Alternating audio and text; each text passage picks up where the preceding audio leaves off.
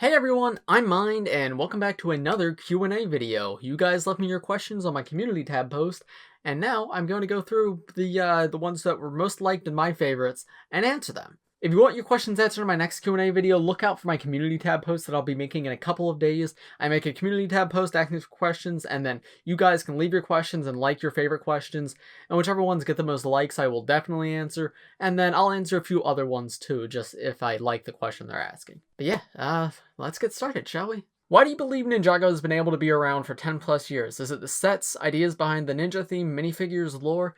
I think the main thing is just it's so easy to enjoy, right? It's so easy to get involved in Ninjago. There isn't like one main character. There isn't.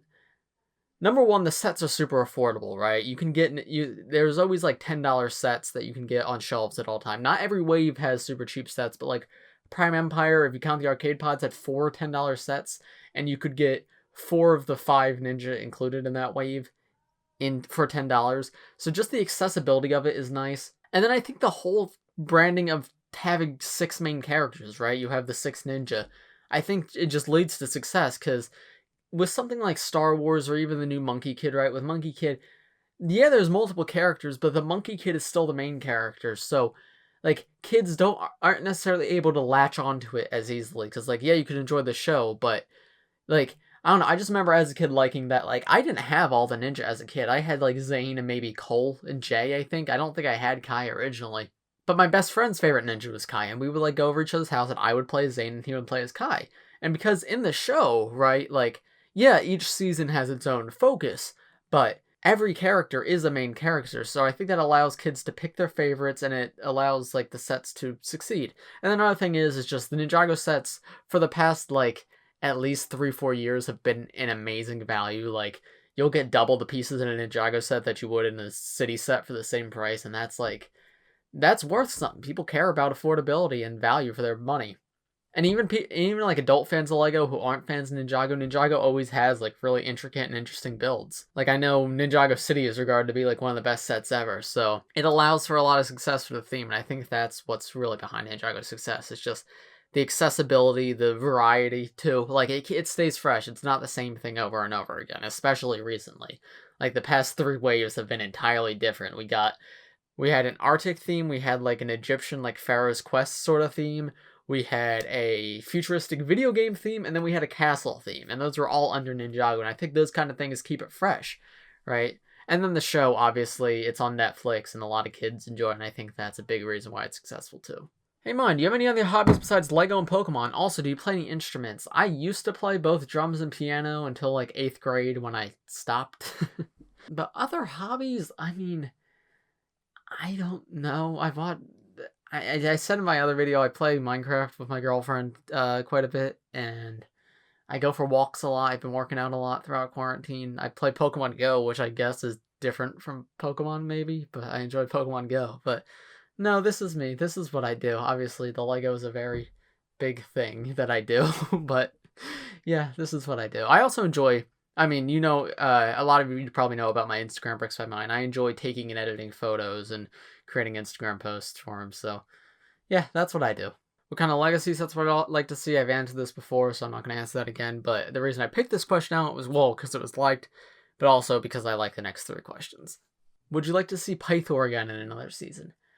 I don't know. So I feel like Pythor definitely needs an ending to his character, right? I feel like Day of the Departed sort of did him dirty, if that makes any sense, because he just sort of showed up and then that was the last time we've ever seen him. But I don't know the right way to bring him back. Like, I feel like he was the best part of Rebooted, aside from Zane's sacrifice, and he served a very important role in Tournament, and I think he was excellent in Tournament. So I would like to see him again, but I don't know what the right way to bring him back is, so I couldn't tell you. Do you miss 22-minute episodes? Yes, I do enjoy the new format, and I think that seasons 12 and 13 have definitely shown the new format is still good. Like, season 11 was messy, but it was messy because it was messy. It wasn't messy because of the 11-minute format, because 12 and 13 used the 11-minute format to their advantage. But that being said, I still miss 22 minutes. It's just, it was nicer. Would Jinjago or Shintaro be a cool LEGO set? I think both would be really cool. I think neither will ever happen.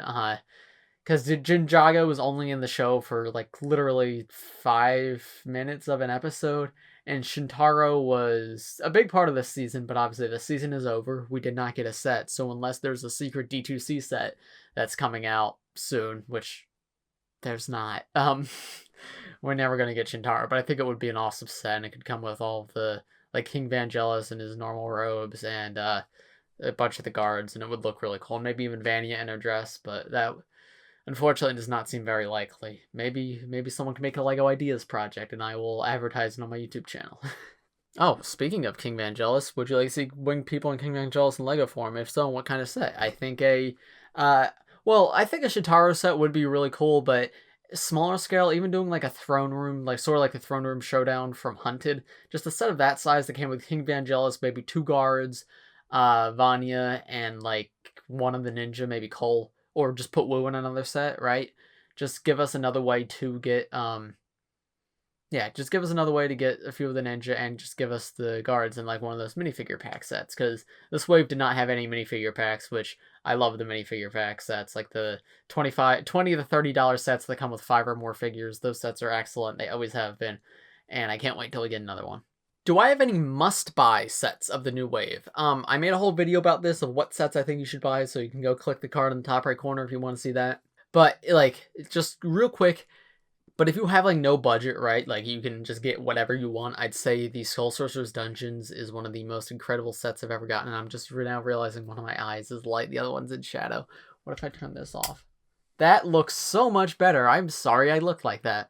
But no, I think the Skull Sorcerer's Dungeons is an incredible set. It's so big for the price. Like, it does not feel like $100. It feels like a $200 set. It's awesome and looks great. It's huge. Great minifigures. I think you should definitely pick that one up if you can afford it. I'm not saying, yeah, sell your house so you can buy the Skull Sorcerer's Dungeon, but it's a very good set.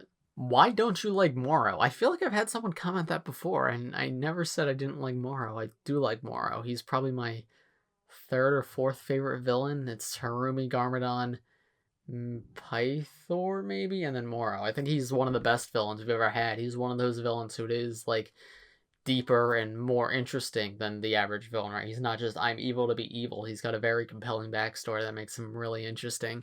So I don't know where this is coming from that I don't like Moro. I don't love Possession, but I like Moro. I think he's the best part of that season. Who was your favorite villain from Ninjago? I just said it, it's Harumi. Harumi is excellent. She's got an amazing backstory, and she was an excellent character, and I love her. How tall are you? I am 5'5". I am very small.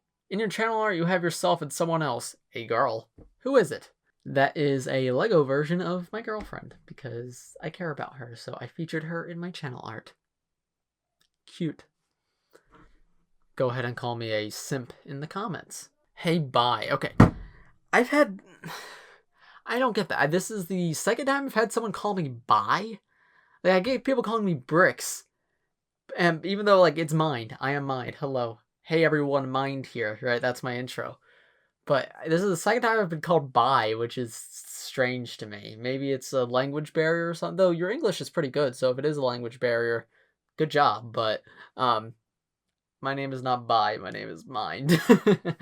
But anyway, what are your thoughts on the not making any villain-based vehicles? The only Legacy set to have any villain vehicle was a Junior set. I feel like they can make great remakes of the Ninja Dragon, Garmatron, Skull Truck, and yet they don't.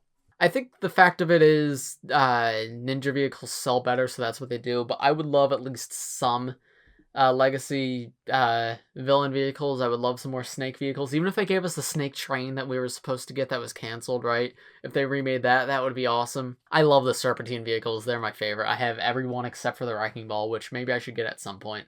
But yeah, I would love more villain vehicles in and out of Legacy, but especially for Legacy. I think that would be super cool. Garmatron too, like you said, would be very cool. Will you be reviewing the LEGO Mario sets? In parentheses, I know they're for little kids.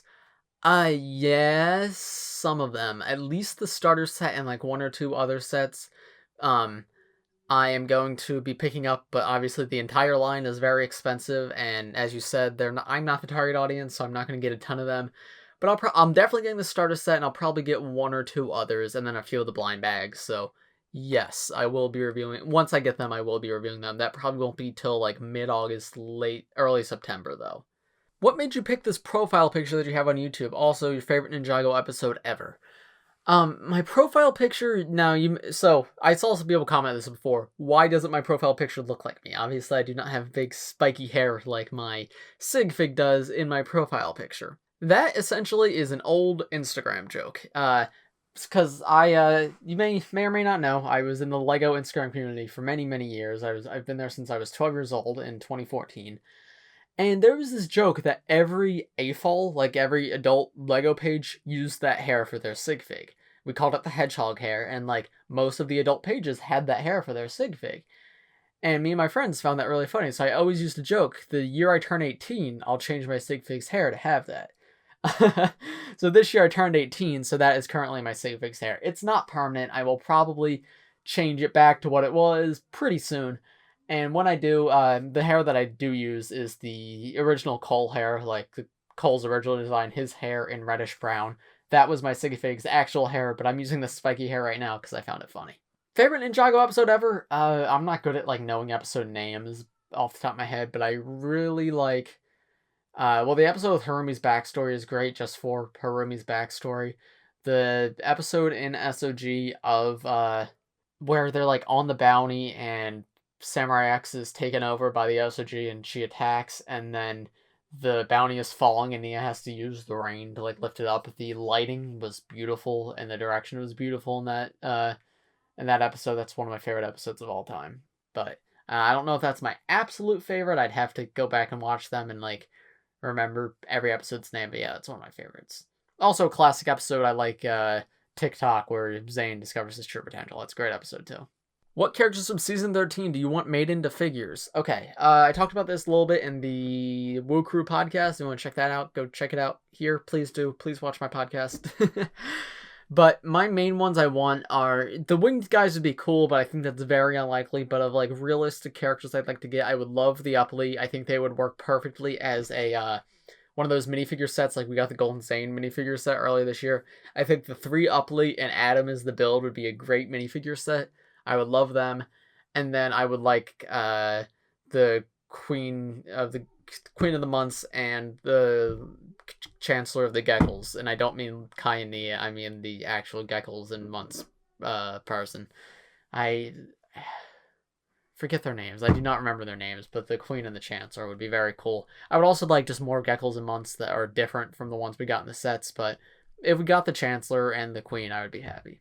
And then finally, what is my favorite Ninjago hood mold? I'm very passionate about piece shape and everything, so I am happy to answer this, and this is not a weird question. I think this is an important discussion to have. My favorite hood mold, I think, is the movie/SOG. I think it's a terrible hood mold for play. Like, as a kid, I know I would have hated it. Just using it for Instagram, right? Having to take the entire head off, remove the bottom piece, remove the top piece, put the head back on, put the hair on was so annoying. Or, like, having to take the top piece off and everyone turn the head. That was so obnoxious. I did not like that part of the hood. But the fact that it could be rotated like 360 degrees was awesome and allowed you to get the figure in more dynamic poses, and I think it coming up from the bottom and the top looked really good. But in terms of like a more practical hood, I think I'd probably have to go with the ZX hood, the one that's been used for... Actually, no, sorry.